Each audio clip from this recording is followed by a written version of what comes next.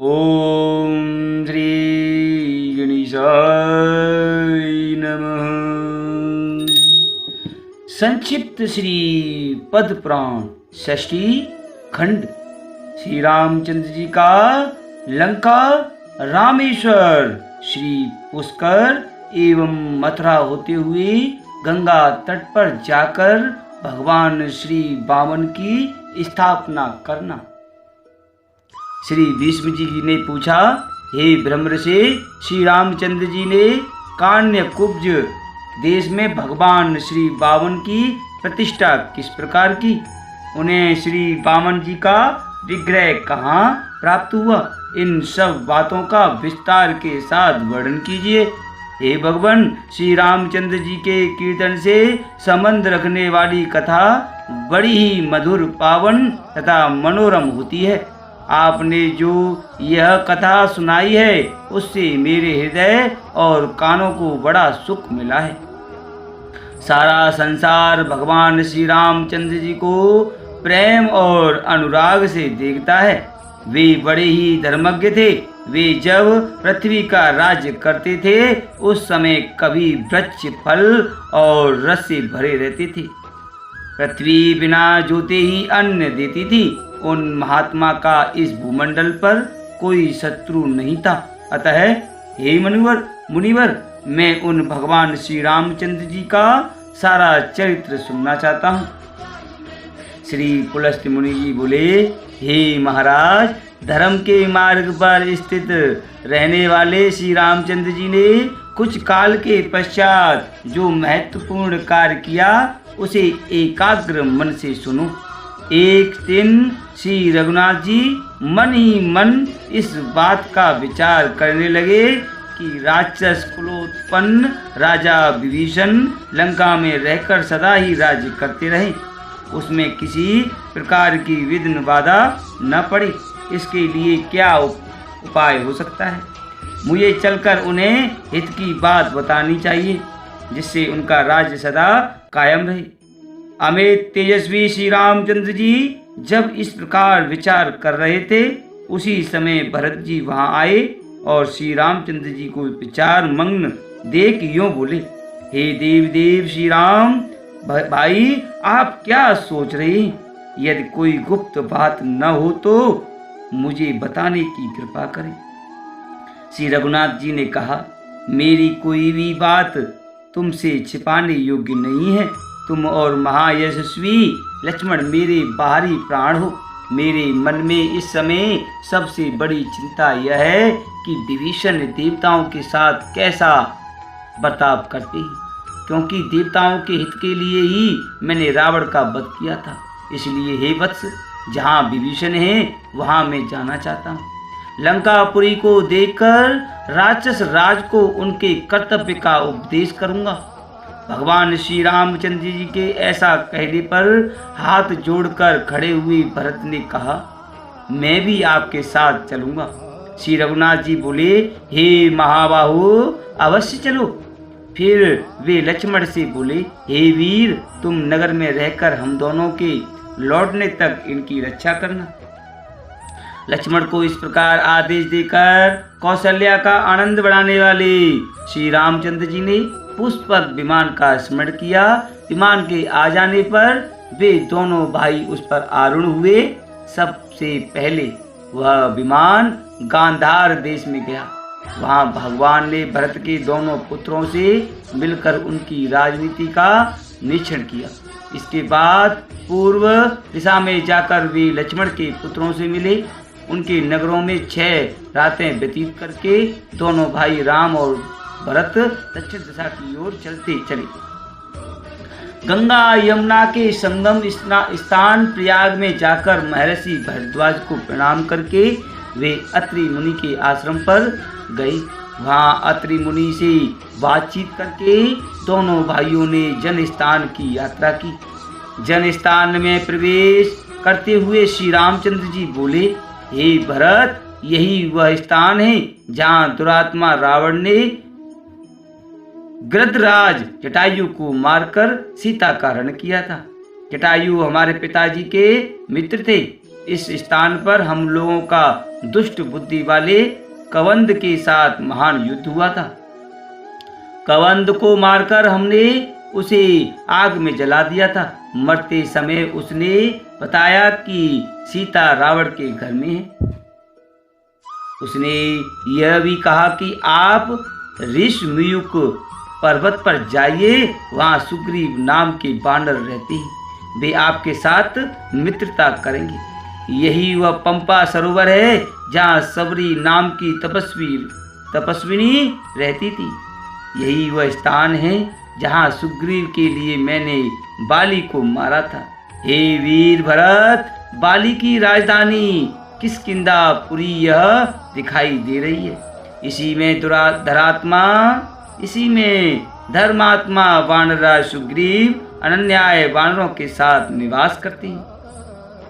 सुग्रीव उस समय अपने सभा भवन में विराजमान थे। इतने में ही भरत और श्री रामचंद्र जी किष्किंधापुरी में जा पहुंचे। उन दोनों भाइयों को उपस्थित देख सुग्रीव ने उनके चरणों में प्रणाम किया। फिर उन दोनों भाइयों को सिंहासन पर बिठाकर सुग्रीव ने अर्घ पर निवेदन किया और साथ ही अपने आप को भी उनके चरणों में अर्पित कर दिया। इस प्रकार जब परम धर्मात्मा श्री रघुनाथ जी सभा में विराजमान हुए, तब अंगद, हनुमान, नल, नील, पाटल और ऋचराज, जामवान आदि सभी वानर वीर सेनाओं सहित वहां आए। अंतपुर की सभी स्त्रियां, रूमा और तारा आदि भी उपस्थित हुई। सबको अनुपम आनंद प्राप्त हुआ। सब लोग भगवान को साधुवाद देने लगे और सबने भगवान का दर्शन करके प्रेमाश्रुओं से गदगद हो उन्हें प्रणाम किया। सुग्रीव बोले, हे महाराज, आप दोनों ने किस कार्य से यहाँ पधारने की कृपा की है, यह शीघ्र बताइए। सुग्रीव ने के इस प्रकार पूछने पर श्री रामचंद्र जी की आज्ञा से भरत ने लंका यात्रा की बात बताई। तब सुग्रीव ने कहा, मैं भी आप दोनों के साथ राक्षस राज विभीषण से मिलने के लिए लंकापुरी में चलूंगा। सुग्रीव के ऐसा कहने पर श्री रघुनाथ जी ने कहा, चलो। फिर सुग्रीव, श्री रामचंद्र जी और भरत ये तीनों पुष्पक विमान पर बैठे। तुरंत ही वह विमान समुद्र के उत्तर तट पर जा पहुंचा। उस समय श्री रामचंद्र जी ने भरत से कहा, यही वह स्थान है जहाँ राक्षस राज विभीषण अपने 4 मंत्रियों को साथ लेकर प्राण बचाने के लिए मेरे पास आए थे। उसी समय लक्ष्मण ने लंका के राज्य पर उनका अभिषेक किया था। यहाँ मैं समुद्र के इस पार 3 दिन तक इस आशा से ठहरा रहा कि यह मुझे दर्शन देगा और सगर का पुत्र होने के नाते अपना कुटुंबी समझकर मेरा कार्य करेगा, किंतु तब तक इसने मुझे दर्शन नहीं दिया। यह देखकर 4थे दिन मैंने बड़े वेग से धनुष चढ़ाकर हाथ में दिव्यास्त्र ले लिया। यह देख समुद्र को बड़ा भय हुआ और वह शरणार्थी होकर लक्ष्मण के पास पहुंचा। सुग्रीव ने भी बहुत अनुनय विनय की और कहा, हे प्रभु, इसे क्षमा कर दीजिए। तब मैंने वह बाण मरुदेश में फेंक दिया। इसके बाद समुद्र ने मुझसे कहा, हे रघुनंदन, आप मेरे ऊपर पुल बांधकर जल राशि से पूर्ण महासागर के पार चले जाइए। तब मैंने वरुण के निवास स्थान समुद्र पर यह महान पुल बांधा था। श्रेष्ठ वानरों ने मिलकर 3 ही दिनों में यह कार्य पूरा किया था। पहले दिन उन्होंने 14 योजन तक पुल और बांधा, फिर दूसरे दिन 36 योजन तक और तीसरे दिन 100 योजन तक का पूरा पुल तैयार कर दिया। देखो, यह लंका दिखाई दे रही है। इसका परकोटा और नगर द्वार सब सोने के बने हुए हैं। यह वानर वीरों ने बहुत बड़ा घेरा डाला था। यहाँ नील ने राक्षस श्रेष्ठ प्रहस्त का वध किया था। इसी स्थान पर हनुमान जी ने धूम्राक्ष को मार गिराया था। यही सुग्रीव ने महोदर और अतिकाय को मौत के घाट उतारा था। इसी स्थान पर मैंने कुंभकर्ण को और लक्ष्मण ने इंद्रजीत को मारा था, तथा यही मैंने राक्षस राज दशग्रीव का वध किया था। यहाँ लोक पितामह ब्रह्मा जी मुझसे वार्तालाप करने के लिए पधारे थे। उनके साथ पार्वती सहित त्रिशूलधारी भगवान शंकर भी थे। हमारे पिता महाराज दशरथ भी स्वर्गलोक से यहाँ पधारे थे।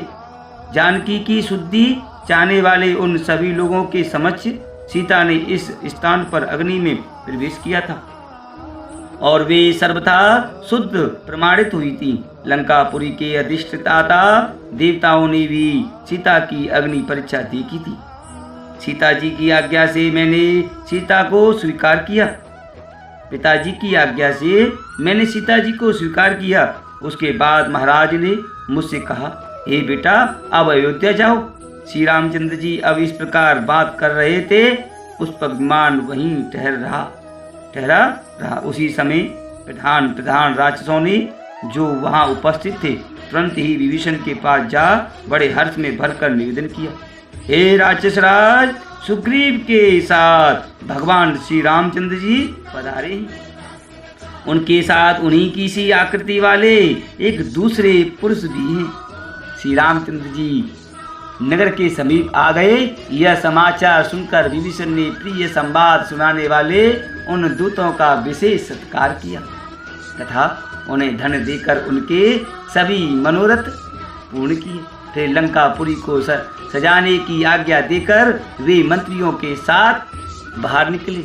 मेरू पर्वत पर उदित हुए सूर्य की भांति भगवान श्री रामचंद्र जी को विमान पर बैठे देख विभीषण ने उन्हें साष्टांग प्रणाम किया और कहा, हे भगवान, आज मेरा जन्म सफल हुआ। मेरे सभी मनोरथ पूर्ण हो गए, क्योंकि आज मुझे आपके विश्ववंद चरणों का दर्शन मिला है। इस प्रकार श्री रघुनाथ जी का अभिवादन करके वे भरत और सुग्रीव से भी गले लगकर मिले।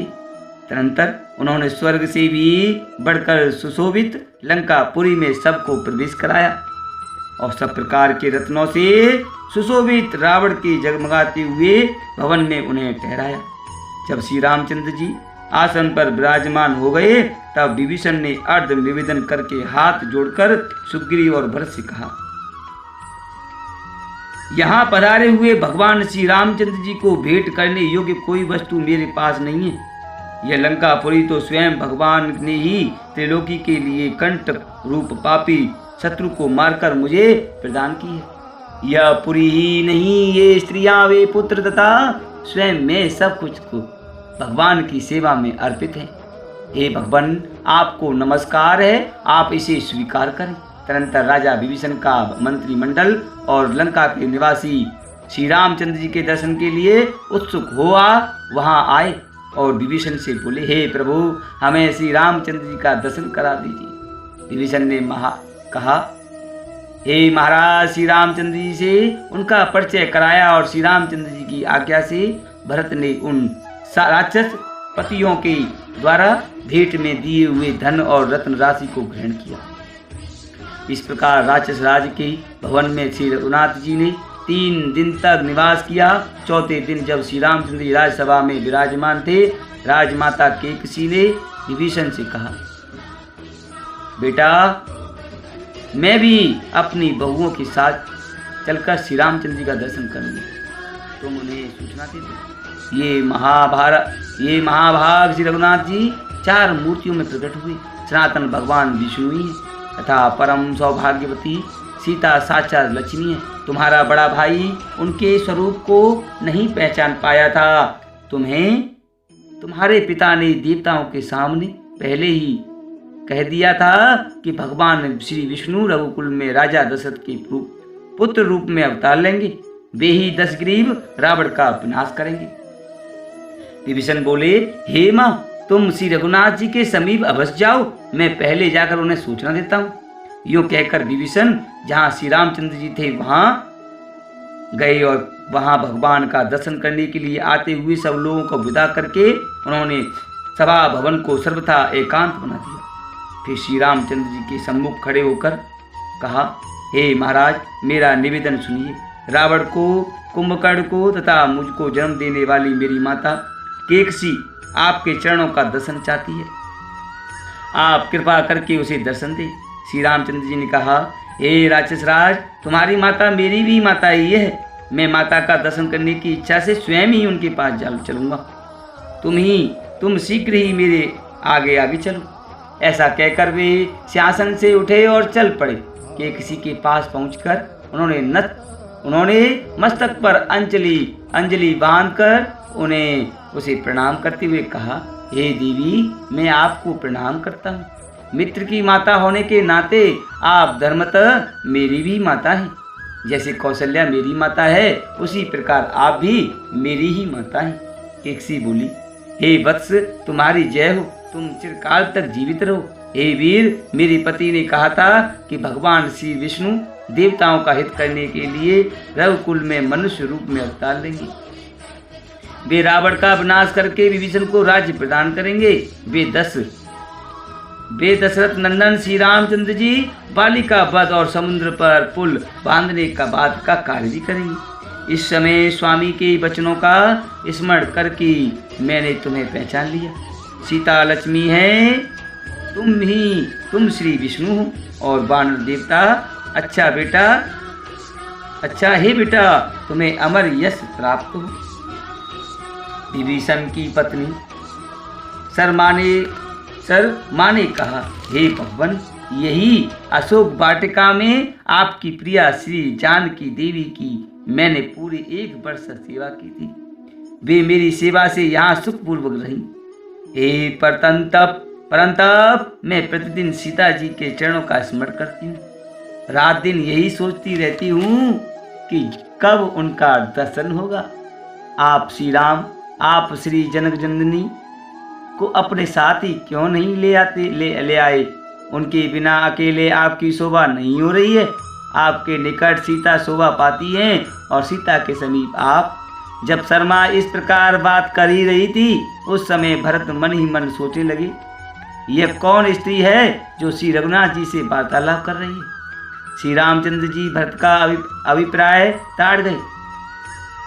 वे तुरंत ही बोले, ये विभीषण की पत्नी है, इनका नाम शर्मा है, ये सीता की प्रिय सखी है, वे इन्हें बहुत मानती हैं। इतना कहकर वे शर्मा से बोले, हे कल्याणी, अब तुम भी जाओ और पति के ग्रह की रक्षा करो।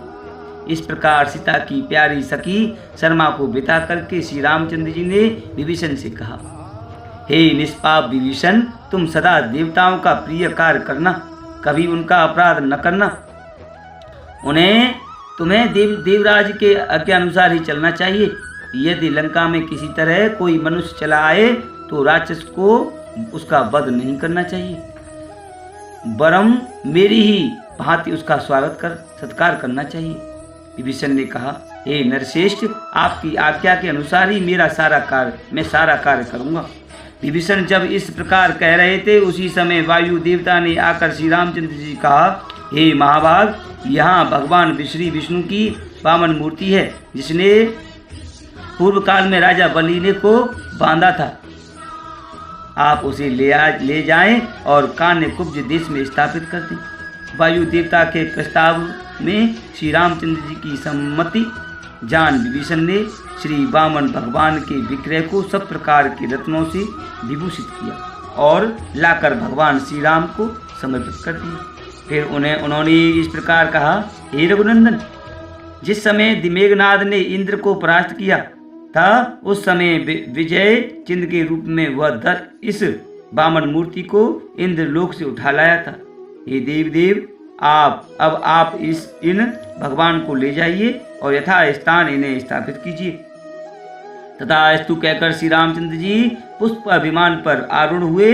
उनके पीछे असंख्य धन रत्न और देव श्रेष्ठ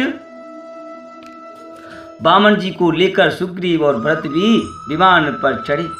आकाश में जाते समय श्री रामचंद्र जी ने विभीषण से कहा, तुम यहीं रहो। यह सुनकर विभीषण ने श्री रामचंद्र जी से कहा, हे प्रभु, आपने मुझे जो आज्ञाएं दी हैं उन सब का मैं पालन करूंगा, परंतु हे महाराज, इस सेतु के मार्ग से पृथ्वी के समस्त मानव यहाँ आकर मुझे सताएंगे। ऐसी परिस्थिति में मुझे क्या करना चाहिए? विभीषण की बात सुनकर श्री रघुनाथ जी ने हाथ में धनुष लेकर सेतु के 2 टुकड़े कर दिए। फिर 3 विभाग करके बीच का 10 योजन उड़ा दिया। उसके बाद एक स्थान पर 1 योजन और थोड़ा तोड़ दिया। तदनंतर बेला वन वर्तमान रामेश्वर क्षेत्र में पहुंचकर श्री रामचंद्र जी ने श्री रामेश्वर के नाम से देवादिदेव महादेव जी की स्थापना की तथा उनका विधिवत पूजन किया। भगवान रुद्र बोले, हे रघुनंदन, मैं इस समय यह साक्षात रूप से विराजमान हूँ। जब तक यह संसार, यह पृथ्वी और यह आपका सेतु कायम रहेगा, तब तक मैं भी यहीं स्थिरता पूर्वक निवास करूंगा।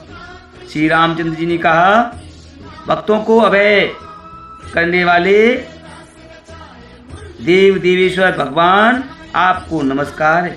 दक्ष यज्ञ का विध्वंस करने वाले हे गौरीपते आपको नमस्कार है। आप ही सर्व, रुद्र, भव और वरद आदि नामों से प्रसिद्ध हैं। आपको नमस्कार है। आप पशुओं जीवों के स्वामी, नित्य उग्र स्वरूप तथा जटाजूट धारण करने वाले हैं। आपको नमस्कार है।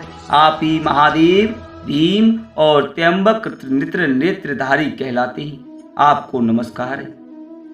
प्रजापालक, सबके ईश्वर, सब भग देवताओं के नेत्र फोड़ने वाली, भग देवता के नेत्र फोड़ने वाली तथा अंधकासुर का वध करने वाले भी आप ही हैं।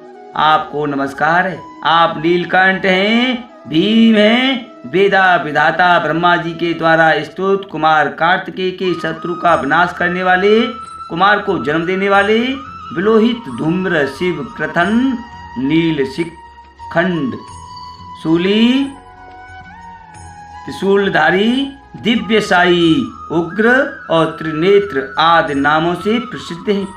सोना और धन आपका वीर्य है। आपका स्वरूप किसी के चिंतन में नहीं आ सकता। आप देवी पार्वती के स्वामी हैं। संपूर्ण देवता आपकी स्तुति करते हैं। आप शरण लेने योग्य, कामना करने योग्य और सधोजात नाम से प्रसिद्ध हैं। आपको नमस्कार है। आपकी ध्वजा में वृषभ का चिन्ह है। आप मुंडित भी हैं और जटाधारी भी। आप ब्रह्मचर्य का पालन करने वाले तपस्वी, शांत ब्राह्मण भक्त, जय स्वरूप, विश्व के आत्मा, संसार की सृष्टि करने वाली तथा संपूर्ण विश्व को व्याप्त करके स्थित है। आपको नमस्कार। आप दिव्य स्वरूप, शरणागत का कष्ट दूर करने वाले, भक्तों पर सदा ही दया रखने वाले तथा विश्व के तेज और मन में व्याप्त रहने वाले, आपको बारंबार नमस्कार है। पुलस्त मुनि जी कहते हैं, इस प्रकार स्तुति करने पर देवादिदेव महादेव जी ने अपने सामने खड़े हुए श्री रामचंद्र जी से कहा, हे रघुनंदन, आपका कल्याण हो। कमल नयन, हे कमल नयन परमेश्वर, आप देवताओं के भी आराध्य देव और सनातन पुरुष हैं। नर रूप में छिपे हुए साक्षात नारायण, इसमें तनिक भी संदेह नहीं है। देवताओं का कार्य सिद्ध करने के लिए ही आपने अवतार ग्रहण किया है। सो अब इस अवतार का सारा कार्य आपने पूर्ण कर दिया। आपके बनाए हुए मेरे इस स्थान पर समुद्र के समीप आकर जो मनुष्य मेरे दर्शन करेगा, वे यदि महापापी होंगे भी तो उनके सारे पाप नष्ट हो जाएंगे। ब्रह्मत्या आज जो कोई भी घोर पाप करेगा, वे मेरे दर्शन मात्र से नष्ट हो जाएंगे। इसमें अन्यथा विचार करने की आवश्यकता नहीं है। अच्छा, अब आप जाइए और गंगा जी के तट पर भगवान श्री वामन की स्थापना कीजिए। पृथ्वी के 8 भाग करके उन्हें पितरों को सौंप दीजिए और स्वयं अपने परम धाम को पधारिए। हे भगवान, आपको नमस्कार है। तदनंतर श्री रामचंद्र जी भगवान शंकर को प्रणाम करके वहां से चल दिए। ऊपर ही ऊपर जब वे पुष्कर तीर्थ के सामने पहुंचे तो उनके विमान की गति रुक गई। अब वह आगे नहीं बढ़ पाता। तब श्री रामचंद्र जी ने कहा, हे सुग्रीव, इस निराधार आकाश में स्थित होकर भी यह विमान कैसे आबद्ध हो गया? इसका कुछ कारण अवश्य होगा। तुम नीचे जाकर पता लगाओ। श्री रघुनाथ जी के आज्ञा अनुसार सुग्रीव विमान से उतरकर जब पृथ्वी पर आए तो क्या देखते हैं कि देवताओं, सिद्धों और ब्रह्म ऋषियों के समुदाय के साथ चारों वेदों से युक्त भगवान ब्रह्मा जी विराजमान है। यह देख वे विमान पर जाकर श्री रामचंद्र जी से बोले, हे भगवान, यह समस्त लोकों के पितामह ब्रह्मा जी लोकपालों, पशुओं, आदित्यों और मरुद गणों के साथ विराजमान है, इसलिए पुष्पक विमान उन्हें लांग कर नहीं जा रहा है। तब श्री रामचंद्र जी ने स्वर्ण भूषित पुष्पक विमान से उतरे और देवी गायत्री के साथ बैठे हुए भगवान ब्रह्मा को साष्टांग प्रणाम किया। इसके बाद वे प्रणत भाव से उनकी स्तुति करने लगे। श्री रामचंद्र जी ने कहा, मैं प्रजापतियों और देवताओं से पूजित लोककर्ता ब्रह्मा जी को नमस्कार करता हूँ। समस्त देवताओं, लोकों एवं प्रजाओं के स्वामी जगदीश्वर को प्रणाम करता हूँ। हे देव देवेश्वर, आपको नमस्कार है। देवता और असुर दोनों ही आपकी वंदना करते हैं। आप भूत, भविष्य और वर्तमान तीनों कालों के स्वामी हैं। आप ही संहारकारी रुद्र हैं। आपके नेत्र भूरे रंग के हैं। आप ही बालक और आप ही वृद्ध हैं। गले में नील चिन्ह धारण करने वाले महादेव जी तथा लंबे उदर वाले गणेश जी आप भी आपके ही स्वरूप हैं। आप वेदों के कर्ता, नित्य पशुपति, जीवों के स्वामी, अविनाशी, हाथों में कुछ धारण करने वाले, हंस चिन्ह ध्वजा वाले, भोक्ता, रक्षक, शंकर, विष्णु, जटाधारी, मुंडेर, शिखाधारी एवं दंड धारण करने वाले महान यशस्वी, भूतों के ईश्वर, देवताओं के अधिपति, सबकी आत्मा, सबको उत्पन्न करने वाली, सर्वव्यापक, सबका संहार करने वाली, सृष्टिकर्ता, जगत गुरु, अविकारी, कमंडलू धारण करने वाली, देवता, स्त्रुवा आदि धारण करने वाली, मृत्यु एवं अमृत स्वरूप परे यात्र पर्वत रूप उत्तम व्रत का पालन करने वाले, ब्रह्मचारी, व्रतधारी, हृदय गुहा में निवास करने वाले, उत्तम कमल धारण करने वाले, अमर दर्शनीय बाल सूर्य के समान अरुण कांति वाले कमल पर वास करने वाले, षड्विधे ऐश्वर्य से परिपूर्ण, सावित्री के पति, अच्युत, दानवों को वर देने वाले, विष्णु से वरदान प्राप्त करने वाले, कर्मकर्ता, पापहारी, हाथ में अभय मुद्रा धारण करने वाले, अग्नि रूप मुख वाले, अग्निमय ध्वजा धारण करने वाले, मुनि स्वरूप, दिशाओं के अधिपति, आनंद स्वरूपा, वेदों की सृष्टि करने वाले, धर्मादि चार पुरुषार्थों के स्वामी, वानप्रस्थ वनवासी, आश्रमों द्वारा पूजित जगत को धारण करने वाले, कर्ता पुरुष, शाश्वत, ध्रुव, धर्माध्यक्ष, विरूपाक्ष, मनुष्यों के गंतव्य मार्ग, भूत भावन, ऋक, साम और यज, इन तीनों वेदों को धारण करने वाले, अनेक रूपों वाले, हजारों सूर्यों के समान तेजस्वी, अज्ञानियों को विशेषतः, दानवों को मोह और बंधन में डालने वाले, देवताओं के भी आराध्य देव, देवताओं से बड़े चढ़े, कमल से चिन्ह जटा धारण करने वाले, धनुर्धर, भीम रूप और धर्म के लिए पराक्रम करने वाले, वेताओं में श्रेष्ठ ब्रह्मा की जब इस प्रकार स्तुति की गई, तब वे विनीत भाव से खड़े हुए श्री रामचंद्र जी का हाथ पकड़कर बोले, हे रघुनंदन, आप साक्षात विष्णु ही हैं। देवताओं का कार्य करने के लिए इस पृथ्वी पर मनुष्य रूप में अवतीर्ण हुए हैं। हे प्रभु, आप देवताओं का संपूर्ण कार्य कर चुके हैं। अब गंगा जी के दक्षिण किनारे श्री वामन भगवान की प्रतिमा को स्थापित करके आप अयोध्यापुरी को लौट जाइए और वहां से परम धाम को सिधारिए। ब्रह्मा जी से आज्ञा पाकर श्री रामचंद्र जी ने उन्हें प्रणाम किया और पुष्पक विमान पर चढ़कर वहां से मथुरापुरी की यात्रा की। वहां पुत्र और स्त्री सहित शत्रुघ्न से ही मिलकर श्री रामचंद्र जी की भरत और सुग्रीव जी के साथ बहुत संतुष्ट हुए। शत्रुघ्न ने भी अपने भाइयों को उपस्थित थे उनके चरणों में मस्तक नवाकर प्रणाम किया उनके पांचों अंग, दोनों हाथ, दोनों घुटने और मस्तक धरती का स्पर्श करने लगे। श्री रामचंद्र जी ने भाइयों को उठाकर छाती से लगा लिया। तदनंतर भरत और सुग्रीव भी शत्रुघ्न से मिले। जब श्री रामचंद्र जी आसन पर विराजमान हुए, तब शत्रुघ्न ने फुर्ती से अर्घ निवेदन करके सेना मंत्री आदि 8 अंगों से युक्त अपने राज्य को उनके चरणों में अर्पित कर दिया। श्री रामचंद्र जी के आगमन का समाचार सुनकर समस्त मथुरावासी, जिनमें ब्राह्मणों की संख्या अधिक थी, उनके दर्शन के लिए आए। भगवान ने समस्त सचिवों, वेद के विद्वानों और ब्राह्मणों को बातचीत करके 5 दिन मथुरा में रहकर वहां से जाने का विचार किया। उस समय श्री रामचंद्र जी ने अत्यंत प्रसन्न होकर शत्रुघ्न से कहा, तुमने जो कुछ मुझे अर्पण किया है वह सब मैंने तुम्हें वापस कर दिया। अब मथुरा के राज्य पर अपने दोनों पुत्रों का अभिषेक करो। ऐसा कहकर भगवान श्री रामचंद्र जी वहाँ से चल दिए और दोपहर होते होते गंगा तट पर महादय तीर्थ पर जा पहुँचे। वहाँ भगवान वामन जी को स्थापित करके वे ब्राह्मणों एवं भावी जनों राजाओं से बोले, यह मैंने धर्म का सेतु बनाया है, जो ऐश्वर्य एवं कल्याण की वृद्धि करने वाले ही समय अनुसार इसका पालन करते रहना चाहिए। किसी प्रकार इसका उल्लंघन करना उचित नहीं है। इसके बाद भगवान श्री राम वानराज सुग्रीव को किष्किंधा भेजकर अयोध्या लौट आए और पुष्पक विमान से बोले, अब तुम्हें यहाँ आने की आवश्यकता नहीं होगी। जहाँ धन के स्वामी कुबेर हैं वहीं रहना। तदनंतर श्री रामचंद्र जी संपूर्ण कार्यों से निवृत्त हो गए। अब उन्होंने अपने लिए कोई कर्तव्य शेष नहीं समझा। हे भीष्म, इस प्रकार मैंने श्री रामचंद्र जी की कथा के प्रसंग से भगवान श्री वामन के प्राकट्य की वार्ता भी तुम्हें कह दी। ओम नमो भगवते वासुदेवाय।